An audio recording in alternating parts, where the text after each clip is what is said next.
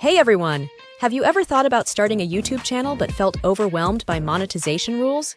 Well, I have an incredible story for you.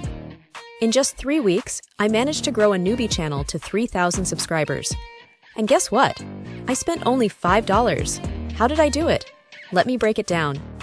First, I focused on a niche that I was passionate about. This helped me create content that resonated with viewers. I made sure my videos were engaging and provided value, which kept people coming back for more. Next, I used that $5 for targeted ads on social media. I promoted my best video to a specific audience. This small investment turned out to be a game changer. It helped me reach people who were genuinely interested in my content. But here's the kicker. I didn't rely on YouTube monetization at all. Instead, I explored alternative revenue streams. I started affiliate marketing, promoting products I believed in, and even opened up a Patreon account for fans who wanted to support my work directly.